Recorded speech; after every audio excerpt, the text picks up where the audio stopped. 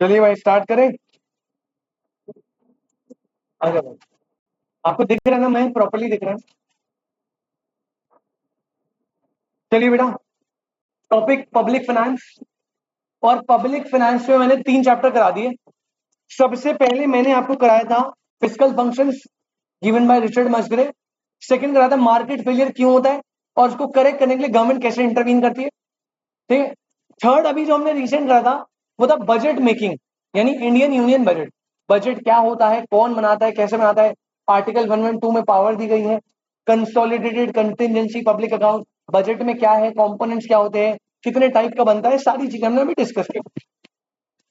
और मैंने आपको बजट के सारे एस्पेक्ट जो है वो कंप्लीट करा दिए। अब इस चैप्टर में जो लास्ट एक चीज बच जाती है बेटा, वो आती है फिस्कल पॉलिसी। क्या आती है? Fiscal policy. अब ध्यान से सुनना।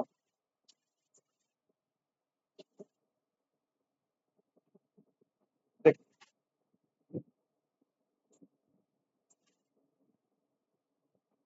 बेटा, हमारी इकोनॉमी में ना, मैंने आपको लास्ट क्लास भी थोड़ा इसके बारे में बताया था। हमारी इकोनॉमी में अभी आप बिजनेस साइकिल पढ़ोगे तो फेज आते हैं एक्सपेंशन एंड कॉन्ट्रैक्शन। एक्सपेंशन होता है जब एक अच्छा फेज आता है जिसमें इकोनॉमी राइज करती है, इकोनॉमी प्रॉफिट अर्न करती है, सब इनकम अर्न करते हैं, अच्छा होता है, उसे बोलते हैं एक्सपेंशन। और एक फेज आता है जब इकोनॉमी नीचे जाती है, कोविड के टाइम पे नीचे जा रही है, लॉसेज हो रहे हैं, अनएम्प्लॉयमेंट हो रही है, सब कुछ नेगेटिव हो रहा है, दैट इज कॉल्ड रिसेशन या कॉन्ट्रैक्शन। तो बेसिकली ये पॉइंट समझो, पॉइंट क्या है। जब इकोनॉमी में एक्सपेंशन या रिसेशन वाला फेज आता है और अगर हमने उस फेज को ऐसे ही छोड़ दिया, मतलब मैं हमने ना, गवर्नमेंट ने ऐसे ही छोड़ दिया प्राइवेट के हाथों पे, तो बेटा प्रॉब्लम आपको याद है क्या होता था? वो फॉर अ लॉन्गर पीरियड चलता था। मतलब एक्सपेंशन चल रहा है तो एक्सपेंशन ही चलता रहेगा, रिसेशन चल रहा है तो रिसेशन चलता रहेगा, और इसका बहुत एडवर्स इफेक्ट होता है। क्या होता है? तो बेसिकली एक्सपेंशन और रिसेशन के केस में ना, सरकार को बीच में इंटरवीन करना जरूरी है। बेटा सरकार को बीच में क्या करना जरूरी है? इंटरवीन। तो एक्सपेंशन और रिसेशन के केस में गवर्नमेंट इंटरवीन करती है, और गवर्नमेंट इंटरवीन करती है दो तरीके से। पहला, एक होता है मॉनेटरी पॉलिसी की हेल्प से।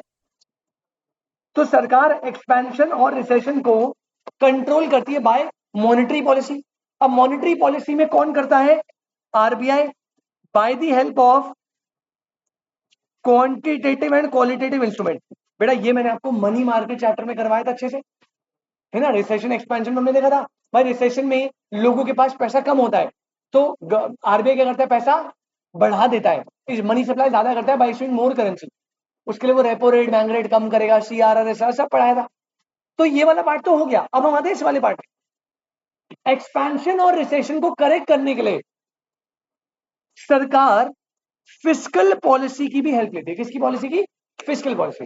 बेटा फिस्कल पॉलिसी में गवर्नमेंट अपने खर्चे और अपने रिसीट्स को हैंडल करती है।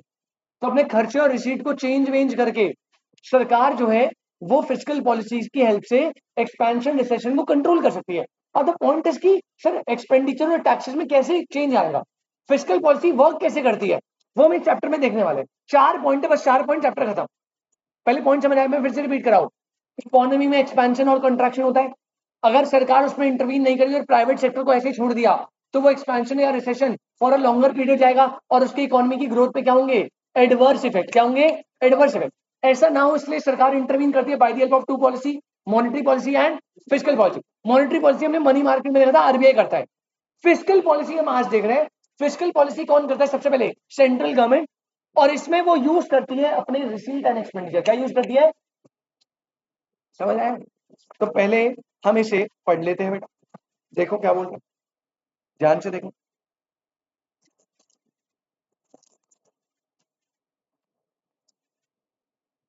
मैं बात कर रहा हूं बेटा फिस्कल पॉलिसी की।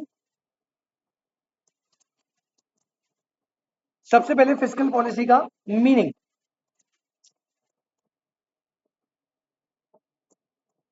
अब क्या बोल रहे हैं देखो, कह रहे fiscal policy involve use of government के स्पेंडिंग, टैक्सेशन एंड बोरोइंग। तो कहीं ना कहीं स्पेंडिंग क्या है, एक्सपेंडिचर, और टैक्स और बोरोइंग क्या एक तरह की रिसीट।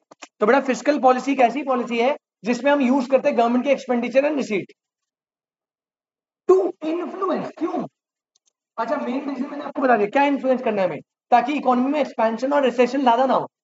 तो to influence both pattern of economic activity, level of growth, AD aggregate demand, production and employment. तो बेसिकली फिस्कल पॉलिसी एक पॉलिसी है जिसमें हम यूज करते हैं गवर्नमेंट के एक्सपेंडिचर रिसीट, ताकि हम इकोनॉमिक एक्टिविटी को इन्फ्लुएंस कर पाए, एग्रीगेट डिमांड को इन्फ्लुएंस कर पाए, प्रोडक्शन को इन्फ्लुएंस कर पाए, एम्प्लॉयमेंट को इन्फ्लुएंस कर पाए, मतलब पूरा का पूरा एक्सपेंशन रिसेशन को ही इन्फ्लुएंस कर पाए। एक्सपेंशन रिसेशन में यही सब चीजें होती है, एक्सपेंशन में डिमांड बढ़ती है, एम्प्लॉयमेंट बढ़ता है, प्राइसेस बढ़ता है, सब बढ़ता है, और कॉन्ट्रैक्शन में कम होता है सारी चीजें। तो बेसिकली आप सब इन सब चीजों को इन्फ्लुएंस करने के लिए फिस्कल पॉलिसी बनाते हैं। क्लियर है? नेक्स्ट पॉइंट आता है फिस्कल पॉलिसी का ऑब्जेक्टिव। याद रखना बेटा, पेपर में आ सकता है। Objectives of fiscal policy. अब सुनो, फिस्कल पॉलिसी का एक ही ऑब्जेक्टिव होता है, टू अचीव फिस्कल फंक्शन। किसको अचीव करना? अब पुराने बच्चों को पता है क्या तीन फंक्शन होता है, स्टेबलाइज करना, रिडिस्ट्रीब्यूशन करना और एलोकेशन करना। तो तीन बेसिक इसके ऑब्जेक्टिव होता है। पहला, अचीव करना और मेंटेन करना क्या, full employment.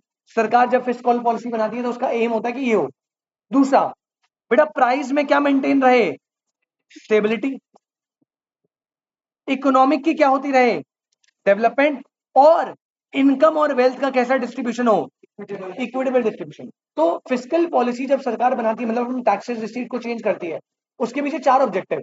Objective number 1, full employment हो। ऑब्जेक्टिव नंबर 2, प्राइस स्टेबिलिटी रहे। ऑब्जेक्टिव नंबर 3, इकोनॉमिक की डेवलपमेंट यानी ग्रोथ होती रहे। और objective number 4 which is equitable distribution of income and wealth. बात समझ आ रही है? ये बकवास करा हुआ, इसको हटाओ, आपके काम कर। अब आता है main chapter, tools of fiscal policy. अब ध्यान से देखना बेटा,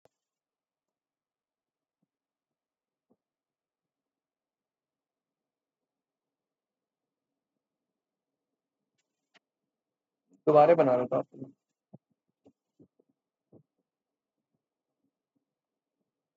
थोड़ा फोकस से देखना, समझ आ जाएगा आराम से। पॉइंट है टूल्स ऑफ फिस्कल पॉलिसी। अब मैंने बोला ना, फिस्कल पॉलिसी में सरकार अपने खर्चे और रिसीट से एक्सपेंशन कॉन्ट्रैक्शन को कंट्रोल करती है। कैसे?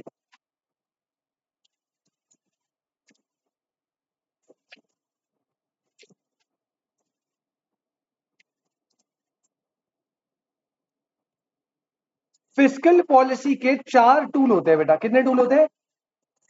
चार टूल।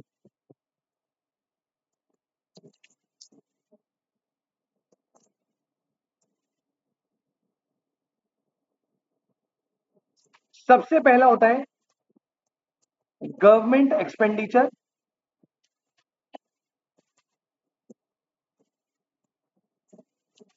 सेकंड होता है बेटा टैक्सेस। थर्ड होता है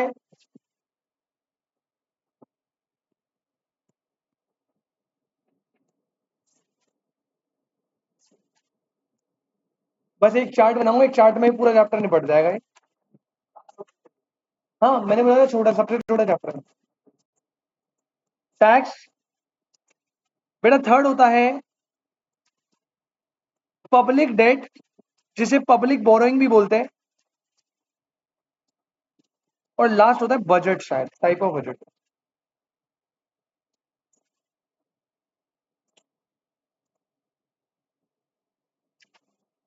फोर्थ है गवर्नमेंट बजट। अब ध्यान से देखो बेटा, एक बारी में सब समझ आ जाएगा। सबसे पहले फिस्कल पॉलिसी का कौन सा टूल आ रहा है, गवर्नमेंट एक्सपेंड। मैं क्या, गेट बंद कर देगा, कोई आया है क्या? अच्छा सर है, ठीक है ठीक है, बैठ जा बैठ जा। सबसे पहला टूल फिस्कल पॉलिसी का कौन सा बेटा, गवर्नमेंट एक्सपेंड। अब देखो बहुत सिंपल है, एक चीज हमेशा याद रखना, जो गवर्नमेंट एक्सपेंडिचर होता है ना, वो हमेशा इनकम एंड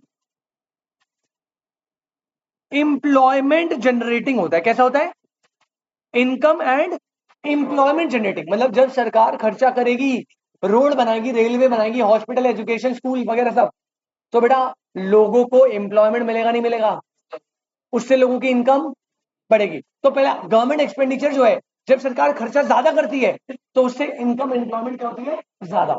खर्चा कम करती है तो इनकम एंड एम्प्लॉयमेंट क्या होती है।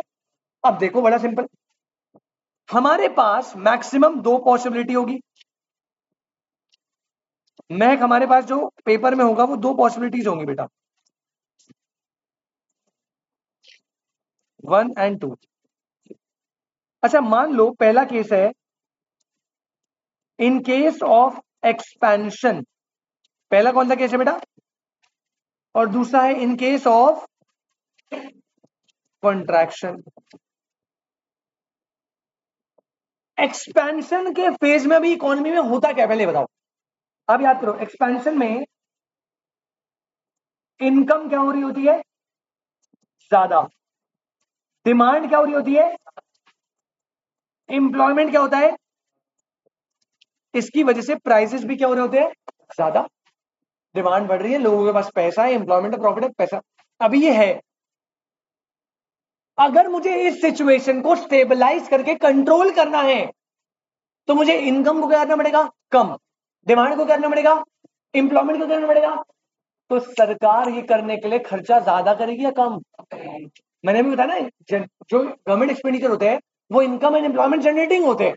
तो रिसेशन के केस में क्योंकि सबके पास इनकम और एम्प्लॉयमेंट ऑलरेडी है, और ऐसे में अगर उसने और खर्चा करके और इनकम और एम्प्लॉयमेंट दे दिया तो ये तो बेटा दिमाग खराब हो जाएगा ना, फिर लोगों को पैसा आ जाएगा, लोग और डिमांड करेंगे और प्राइस बढ़ेगा। तो जानबूझ के सरकार इस सिनेरियो में पता क्या करती है, वेरी गुड, गवर्नमेंट एक्सपेंडिचर्स को क्या कर देती है, कम करती है, ताकि लोगों की इंप्लॉयमेंट क्या हो जाए, कम। इसकी वजह से लोग इनकम क्या करें, जिसकी वजह से वो एग्रीगेट डिमांड भी क्या करे, बेटा हो जाएगी स्टेबिलिटी, खत्म। अगर रिसेशन की बात करूं तो रिसेशन में उल्टा होता है। रिसेशन में इकोनॉमी में भी हो क्या रहा है, रिसेशन में इनकम नहीं है, इनकम नहीं है, डिमांड नहीं है, कम कर रहे लोग, और एम्प्लॉयमेंट भी क्या है, मतलब ज्यादा अनएम्प्लॉयमेंट है। अरे भैया जब रिसेशन जाएगा कोविड के टाइम पे, तो सरकार जानबूझ के महंग खर्चा क्या करेगी, ज्यादा करेगी, ताकि लोगों को एम्प्लॉयमेंट मिले, लोगों को इनकम मिले, एज अ रिजल्ट लोग डिमांड क्या कर पाए, ज्यादा। तो इस सिनेरियो में क्या होगा, गवर्नमेंट जानबूझ के बेटा एक्सपेंडिचर क्या करेगी, सो दैट एम्प्लॉयमेंट बढ़ जाए, सो दैट इनकम बढ़ जाए, and as a result demand भी। पहला पॉइंट समझ आया आपको। हाँ भाई, बाकी तो से कम नहीं है, थर्ड फोर्थ लार्जेस्ट इकोनॉमी है। हाँ कंपेरेटिवली यूएस चाइना से अभी हम बहुत पीछे हैं। हाँ नहीं ऐसा कुछ, इकोनॉमी की ग्रोथ से प्राइस का कोई रिलेशन नहीं है ना भाई, प्राइस कंट्रोल होता है डिमांड सप्लाई से। अगर जैसे चाइना की पॉपुलेशन बहुत ज्यादा है, मतलब उनकी डिमांड बहुत ज्यादा है, लेकिन उनका इंडस्ट्रियल सेक्टर इतना स्ट्रांग है कि वो उस डिमांड के मैच के लेवल पे सप्लाई कर पा रहा है। चाइना का इंडस्ट्री बहुत स्ट्रांग है ना, तो उनकी मैन्युफैक्चरिंग ज्यादा है, तो वो उस डिमांड को बड़े इजीली मैच कर रहा है। तो वहां पे प्राइसेस क्या होते हैं, कम होते हैं। चाइना के प्रोडक्ट सस्ते क्यों होते हैं, इतनी मास प्रोडक्शन करते हैं कि उन्हें इकोनॉमी ऑफ स्केल का बेनिफिट मिलता है, तो पर यूनिट कॉस्ट कम होने लग जाती है, और वो कर सकते हैं। अब इंडिया में हम प्राइसेस बढ़ते क्यों, क्योंकि डिमांड है अच्छी खासी, हमारा इंडस्ट्री अभी इतना डेवलप नहीं कि हम उतनी सप्लाई मैचअप कर रहा है, तो प्राइस बढ़ने लग जाता है। पॉपुलेशन का या पॉइंट है कि इकोनॉमी की ग्रोथ का कोई मैटर नहीं करता, अनलेस अगर आप सप्लाई को मीट कर पा रहे हो तो प्राइस कभी फ्लक्चुएट ही नहीं होगा। प्राइस सप्लाई अच्छे से रखो, प्राइस अपने आप स्टेबल रहेंगे। ये पहले बताओ, ये पहला टूल समझ आया बेटा, फिस्कल पॉलिसी का पहला टूल है, गवर्नमेंट अपना एक्सपेंडिचर चेंज करती है। अब कैसे करती है, एक्सपेंशन के केस में खर्चा कम कर देती है, और कॉन्ट्रैक्शन के केस में खर्चा ज्यादा। समझ आया। अब आओ सेकंड टूल क्या है बेटा, टैक्स। सेकंड टूल क्या है, अब थोड़ा समझो, पहले टैक्स के बारे में जानो। टैक्स से होता क्या है,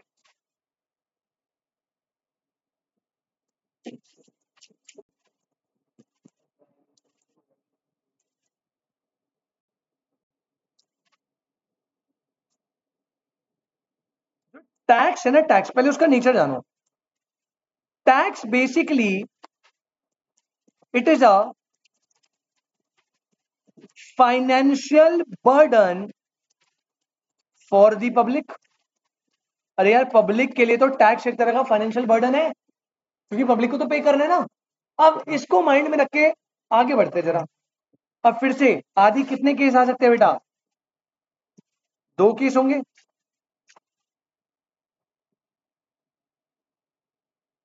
पहला केस क्या होगा? इन एक्सपेंशन, और दूसरा होगा इन कॉन्ट्रैक्शन। बेटा एक्सपेंशन में वापस से वही, इनकम क्या है? ज्यादा। एम्प्लॉयमेंट क्या है? ज्यादा। डिमांड क्या कर रहे हैं लोग? ज्यादा। जब लोगों के पास बहुत ज्यादा इनकम है तो वो डिमांड कर रहे हैं। तो ऐसे में जब लोगों के पास इनकम ज्यादा है तो उनपे बर्डन क्या लगाओ? ज्यादा लगा दो बर्डन। भाई बर्डन ज्यादा लगा दोगे तो इनकम का ज्यादा प्रोपोर्शन वो टैक्स पे कर देंगे, तो उनके पास मनी सप्लाई क्या बचेगा? कम। तो डिमांड क्या हो जाएगी? कम। और अपने आप उनकी डिमांड कम होगी, स्टेबलाइज आ जाएगा इकोनॉमी। बात समझ आ रही क्या? तो अगर एक्सपेंशन में एम्प्लॉयमेंट ज्यादा है, जिससे लोग इनकम अच्छी कमा रहे हैं, जिसकी वजह से वो डिमांड ज्यादा कर रहे हैं, तो सही है ना भाई? एक काम करो, आप टैक्सेस को क्या कर दो? ज्यादा, ताकि उनकी मनी सप्लाई क्या हो जाए? मनी सप्लाई कम हो जाएगी, उन्हें ज्यादा टैक्स पे करना पड़ेगा, एज अ रिजल्ट वो डिमांड भी क्या करेंगे? हो गया सवाल? मैं समझ रहे हैं ना? मतलब हमें इसे सिचुएशन को करेक्ट करना है। अब कॉन्ट्रैक्शन में क्या होता है? कॉन्ट्रैक्शन बेटा, कोविड के टाइम पे एम्प्लॉयमेंट क्या थी? कम। लोगों की इनकम क्या थी? वैसे ही लोग कम इनकम कर रहे हैं, डिमांड कम कर रहे हैं। अबे ऐसे में अगर तुम उन पे बर्डन लगा दोगे तो बेटा वो तो मर जाएंगे ना जीते जी। कहेंगे यार क्या पागल गवर्नमेंट है साला, एक तो कोविड में खून चूसा हुआ है, उसके ऊपर तुम धनाधन टैक्स लगाए जा रहे हो। तो भैया ऐसे में टैक्स का कंसेशन दो ना, मतलब बर्डन को क्या कर दो। तो यानी ऐसी सिचुएशन में टैक्सेस क्या होंगे? कम, सो दैट मनी सप्लाई क्या होगी? ज्यादा, एंड पीपल डिमांड क्या कर पाएंगे? तभी आपको याद होगा उस टाइम पे टैक्सेस कम कर दिए, लोगों की ईएमआई माफ कर दी। लोगों की सरकार ने ईएमआई क्या कर दी थी? माफ कर दी, नहीं कि बाद में पे करना, कोई बर्डन नहीं। अभी बैंक को बोला भाई लोन्स की ईएमआई पॉज कर दो थोड़े टाइम के, है ना ये चीज। तो सेकंड टूल भी क्लियर है, एकदम चंगा है, एकदम बढ़िया चल रहा है, सिंपल है एकदम, कोई टेक्निकल तो नहीं है ना। पहला हो गया गवर्नमेंट एक्सपेंडिचर, देख लेना क्या करना है।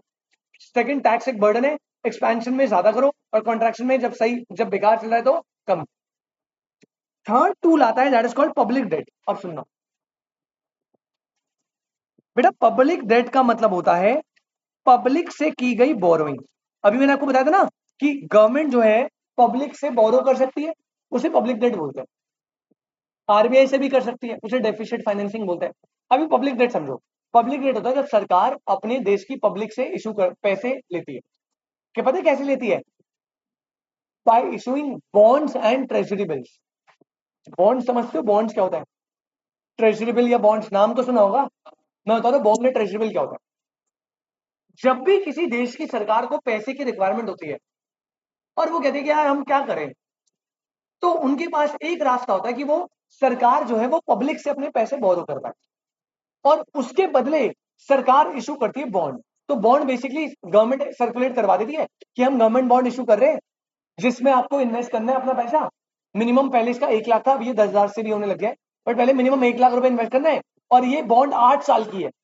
8 साल के बाद हम आपको पैसा देंगे इंटरेस्ट के साथ। इसमें जनरली इंटरेस्ट होता है ज्यादा, और ये रिस्की नहीं होता, बिल्कुल बहुत कम रिस्की, रिस्की जीरो ही होता है गवर्नमेंट बॉन्ड। तो बेसिकली जब सरकार बॉन्ड इशू करके पब्लिक से पैसा लेती है उसे बोलते हैं क्या? Public debt. ट्रेजरी बिल भी इशू होता है, बट ट्रेजरी बिल इशू होता है जब लोन शॉर्ट टर्म के लिए हो, 1 ईयर। जब लोन लॉन्ग टर्म के लिए होता है ना, 8 साल 5 साल, तो बॉन्ड इशू होती है। तो बॉन्ड और ट्रेजरी बिल में ये डिफरेंस होता है, bond is for long term loan and treasury bill is for short term. तो उसमें होता है पेपर होता है, इसमें सरकार लिखी होती है कि सेंट्रल गवर्नमेंट जो है वो मिस्टर एक्स से 1 लाख रुपए लिए है, 8 साल बाद इस डेट को इस परसेंट पे लौटा देंगे, बस। अब पॉइंट क्या सुना?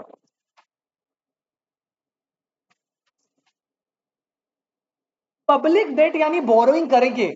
अगर सरकार पब्लिक से पैसा लेगी तो मैं ये बोलूं कि ये मनी सप्लाई डिक्रीज कर देगी। यार मैं आपके पास 100 रुपए है, अब मैंने आपके साथ, मैं इशू कर दी बॉन्ड, मैंने कहा मैं अगर आप मेरे प्रोडक्ट में 100 रुपए इन्वेस्ट करोगे तो आपको मैं 10% इंटरेस्ट दूंगा।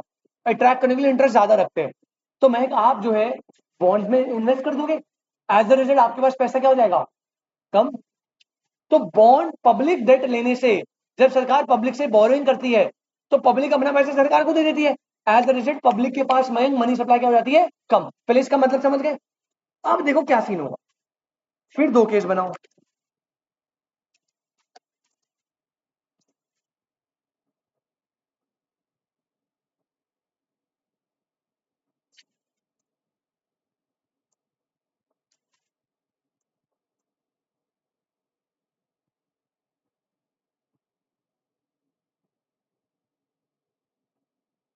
हाँ जी,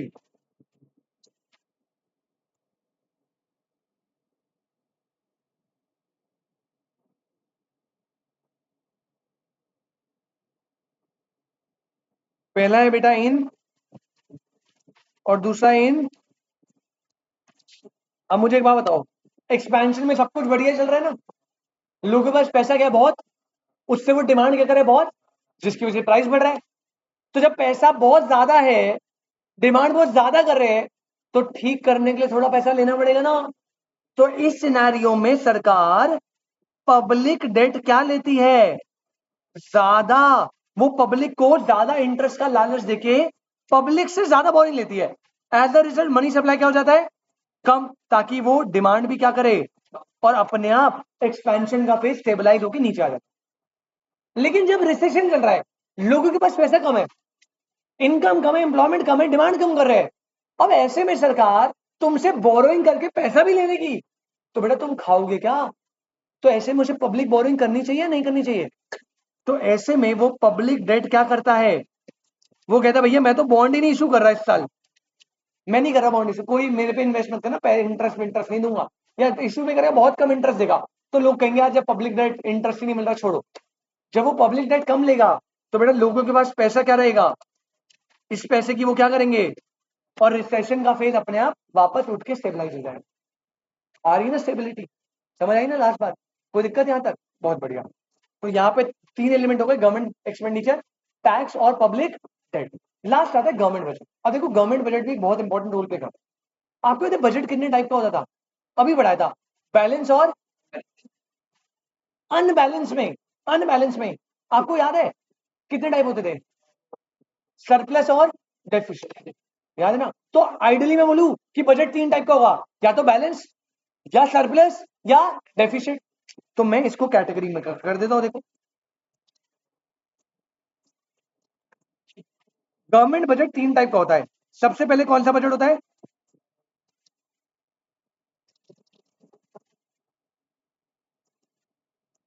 balance budget.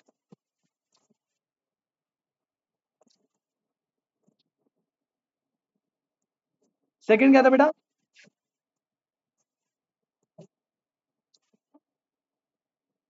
Surplus budget.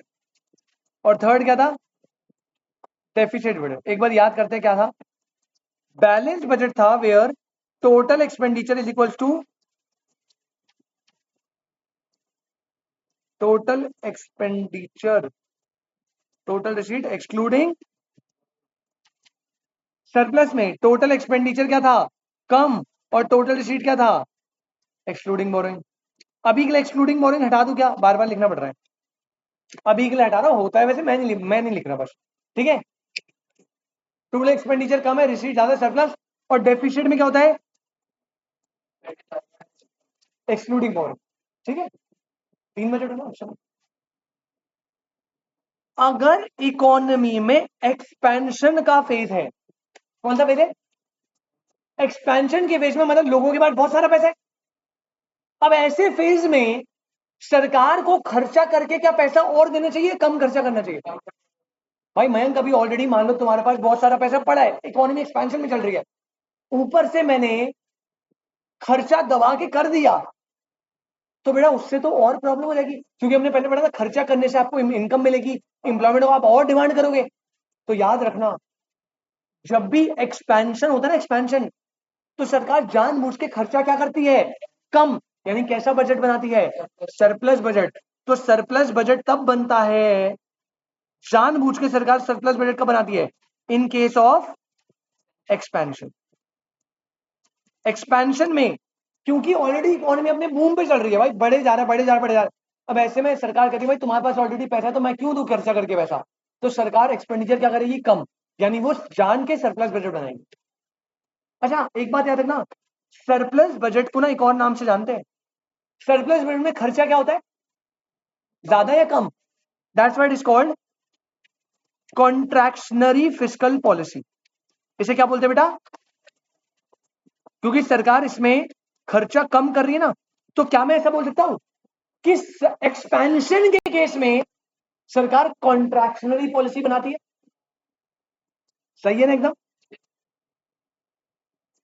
Expansion के केस में सरकार कैसी पॉलिसी बनाती है, कॉन्ट्रैक्शनरी, जिसमें सरकार जान के खर्चा कम करती है, यानी सरप्लस बजट। ये कहीं पढ़ा था क्या तुमने, कहां पढ़ा था, अबे फिस्कल पॉलिसी बेटा ये पता है कहां, हाँ फिस्कल पॉलिसी जो पहले पढ़ाया था।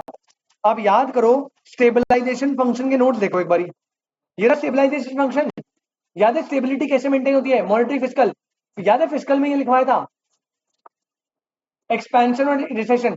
एक्सपेंशन में क्या होता है, इनकम ज्यादा होती है, मनी सप्लाई ज्यादा, डिमांड ज्यादा, प्राइस ज्यादा, तो सरकार जान के खर्चा क्या करती है, कम, और रिसीट क्या करती है, मतलब कैसी पॉलिसी बनाती है, मतलब क्या होता है, सरप्लस। पढ़ाया ये मैंने पहले ऑलरेडी, हाँ अब बस और अच्छे से पढ़ाया है यहाँ पे। सॉरी वापस आते एक मिनट।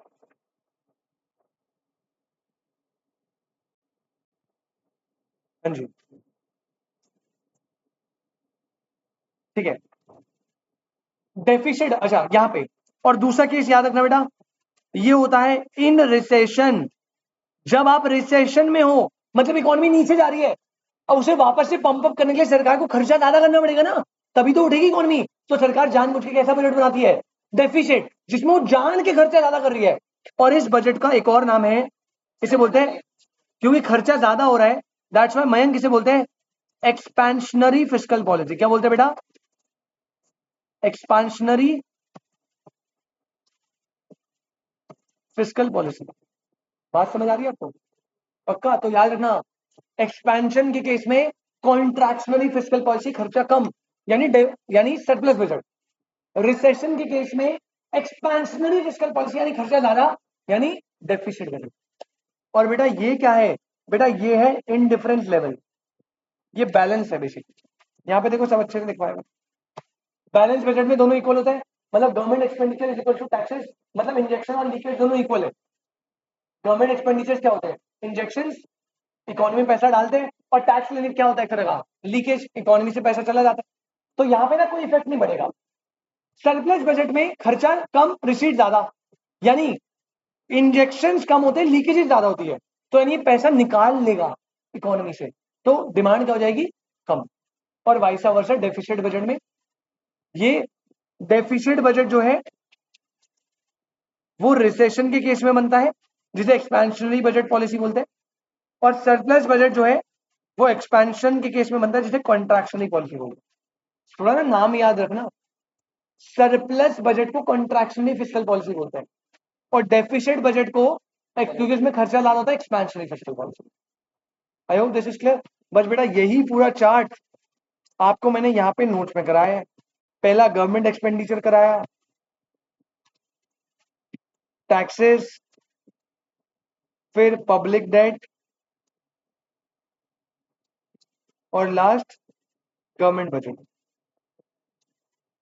किसको, नहीं, डेफिसिट फाइनेंसिंग बोलते हैं जब आरबीआई से पैसा लेती है सरकार, जब आरबीआई से लेती है, जब पब्लिक से लेती है उसे पब्लिक डेट बोलते हैं, जब आरबीआई से लेती है उसे डेफिसिट फाइनेंसिंग बोलते हैं। ठीक है, ये देखो ये बताइए, ये ऐसे नोट मत करना, नोट भाई मैं पूरे ऐसे करवा रहा हूँ, नोट आपको ये चार्ट बनाना है, जो ये चार्ट बनाया ना, बस इसके पॉइंट बनाना है, ऐसे एक में तो मुझे लगता नहीं आप बना पाओगे, ज्यादा बड़ा है थोड़ा, तो आपने इसके पॉइंट बनाना है 1 2 3 4, ये पॉइंट नंबर 1 हो जाएगा, ये 2 हो जाएगा, ये 3 और ये 4। अच्छा एक पॉइंट बीच में छूट गया, वो मैं बताता हूँ आपको, दिख रहा है एक्सपेंडिचर बताया मैंने, पूरा बताया मीनिंग क्या क्या, current expenditure, capital expenditure, transfer payment सब बता दिया। रिसेशन में इको एडी कम होता है, तो एडी को बढ़ाने के लिए आप क्या करते हो, फ्रेश वेव लाते हो, एक्सपेंडिचर ज्यादा करते हो। और इन्फ्लेशन एक्सपेंशन में आप क्या करते हो, रिड्यूस करते हो इनकम एडी को, ताकि आपका रिड्यूस हो सके एक्सपेंडिचर। एक पॉइंट जो आपको याद रखना है, ये पेपर में आता है बेटा, ध्यान से सुनना। जो गवर्नमेंट एक्सपेंडिचर होता है ना, वो दो टाइप का होता है। कितने टाइप का होता है? एक होता है पंप प्राइसिंग, एक होता है कंपनसेटरी स्पेंडिंग। ये एक टॉपिक है जो वहां छूट गया। तो आप पता है क्या करोगे, नोट तो आप ऐसे ही करोगे, पॉइंट नंबर 1 2 3 4, पॉइंट नंबर 1 के नीचे ना नोट डाल लेना और वो बना लेना कि गवर्नमेंट एक्सपेंडिचर कितने टाइप के होते हैं, 2। माइंड होता है पंप प्राइसिंग, एक होता है कंपनसेटरी स्पेंडिंग। अब ये क्या होता है, जब इकोनॉमी एक्सट्रीम रिसेशन पे होती है उसे बोलते हैं डिप्रेशन। एक्सट्रीम रिसेशन को क्या बोलते हैं, वो आता है वॉर के बाद। कब आता है? जनरली वॉर वॉर जब होती है ना कंट्री की, तब आता है डिप्रेशन। जब इकोनॉमी की एकदम तगड़ी वाली बैंड बजी पड़ी है, एक्सट्रीम रिसेशन है, डिप्रेशन, उस टाइम पे क्या आप छोटा मोटा एक्सपेंडिचर बढ़ाओगे तो काम चल जाएगा, या आपको एक वन शॉट इंजेक्शन डालना पड़ता है बहुत सारे पैसे का, एक वन शॉट इंजेक्शन डालना पड़ेगा, एक बहुत ह्यूज अमाउंट में खर्चा करना पड़ेगा एक ही बारी में। That is called pump pricing. क्या बोल रहा है देखो, pump pricing involves one shot injection of government expenditure. जब सरकार एक बहुत मोटे अमाउंट में खर्चा एक ही बार में इंजेक्ट कर देती है इकोनॉमी में, 10,000 करोड़ का प्रोजेक्ट डाल दिया सीधा। depressed economy into a depressed economy with the aim of boosting business confidence and encouraging larger private investments, widely used by government in post war era। क्योंकि वॉर के बाद ना इकोनॉमी डिप्रेस्ड होती है, तो उसे उठाने के लिए आप छोटा छोटा एक्सपेंस करोगे नहीं जाएगा, हम चलेगा। आपको पंप प्राइसिंग करनी पड़ेगी, मतलब वन शॉट इंजेक्शन डालना पड़ेगा ह्यूज अमाउंट का इनटू अ डिप्रेस्ड इकोनॉमी, ताकि जब एकदम से पैसा आए तो धीरे से बिजनेस को कॉन्फिडेंस मिले, इनकम बढ़े, एम्प्लॉयमेंट मिले, तो इकोनॉमी रिवाइव करती है धीरे धीरे। ये बहुत डिप्रेस्ड इकोनॉमी में डाला जाता है। जो जनरली सरकार करती है वो क्या करती है, कोई डिप्रेस्ड इकोनॉमी जनरली होती है, जनरली रिसेशन फेज में होती है, तो फिर आप कंपनसेटरी स्पेंडिंग करते हो। मतलब मान लो रिसेशन क्यों आ रहा है, रिसेशन आ रहा है क्योंकि प्राइवेट कंपनी ने ना 10 करोड़ की इन्वेस्टमेंट नहीं करी, तो सरकार कहती है कितने की कमी है, 10 करोड़ की, एक काम कर 10 करोड़ डाल दी।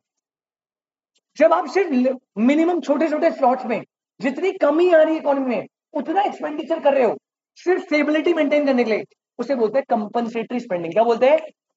तो मैं कंक्लूजन में ये समझ, पंप प्राइसिंग में ह्यूज अमाउंट इन्वॉल्व होता है और वो एक ही बारी में इंजेक्ट करते हैं इकोनॉमी में।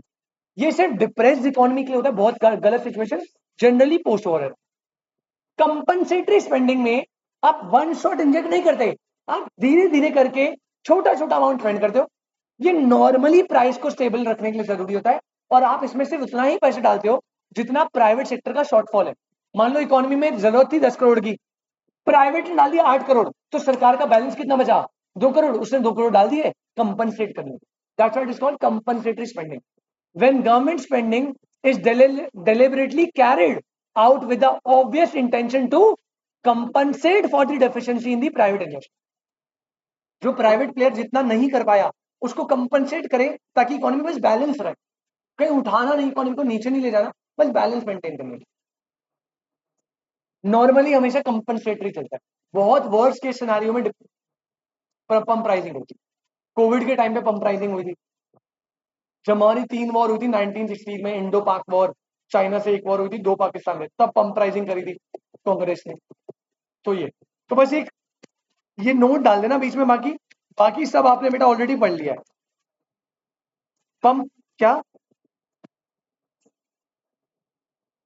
सॉरी पंप प्राइमिंग प्राइसिंग हो गया, पंप प्राइमिंग, एम ए गलती से प्राइसिंग बोल।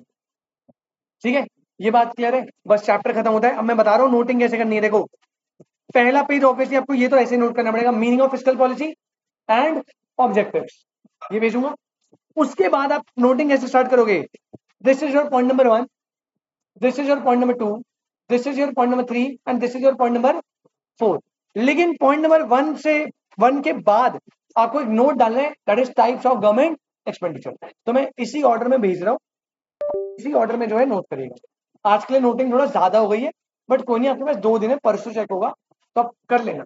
ठीक है, ये चैप्टर हमारा खत्म होता है, इसी के साथ हम जो है अपने इस चैप्टर को रैप अप करते हैं। परसों जब मैं आपसे मिलूंगा हम स्टार्ट करेंगे बिजनेस साइकिल। वो भी एक छोटू सा प्यारा सा थ्योरेटिकल चैप्टर है, थ्योरेटिकल चैप्टर है, बिल्कुल हलवे हलवे डायरेक्ट क्वेश्चन बनते हैं बिजनेस साइकिल। बस एक बार अच्छे से आपको पढ़ना है, लर्न करना है क्वेश्चन। उसमें ना लैंग्वेज का प्रॉब्लम नहीं होता, इसमें थोड़ा लैंग्वेज का प्रॉब्लम हो जाता है। बिजनेस साइकिल एक ऐसा चैप्टर है 5 नंबर का आता है पेपर में, और अच्छी बात है कि उसमें ना थोड़ा लैंग्वेज कॉम्प्लिकेट नहीं करेगा। जैसे बिजनेस साइकिल के फेज होते हैं, तो क्वेश्चन है इनमें से कौन सा फेज नहीं है, इनमें से कौन सा फीचर नहीं है, इनमें से कौन सा कॉज नहीं है, डायरेक्ट क्वेश्चन होते हैं।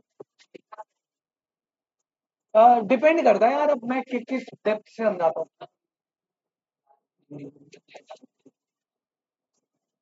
हाँ, प्रेफर, ऐसा कुछ जरूरी नहीं। मैं बच्चों से पूछूंगा भाई, देख कि कौन कौन से चैप्टर पहले करवाने हैं फिर बाद में। देख अभी हमने रिसेंटली जैसे बिजनेस साइकिल है, पब्लिक फाइनेंस है, ये अभी हमने पढ़ा है, और अगर आप नोटिस करो इनमें कोई कॉन्सेप्चुअल चीजें नहीं है, थ्योरेटिकल है, आपको एक बार पढ़ना पड़ेगा। अब इंडियन इकोनॉमी तो मुझे बोलेगा सर इंडियन इकोनॉमी पढ़ा दो, ऑब्वियसली मैं पढ़ाऊंगा दोबारा, बट आपको भी पता है, मुझे पता है, मैं 10 बार पढ़ा दूं उससे कोई फायदा नहीं है, वो आपको ही लर्न करना है। बट रिविजन में सारे की करवाऊंगा, ऑलमोस्ट कोशिश तो रहेगी सारे की करवा दूं। कुछ जो इंपॉर्टेंट चैप्टर होंगे उनकी पहले कराऊंगा, बाकियों की बात है। बस दैट्स इट फॉर टुडे। बेटा मैं ग्रुप में फोटोज भेज रहा हूँ, आप उसे कंप्लीट कर लीजिएगा प्लीज।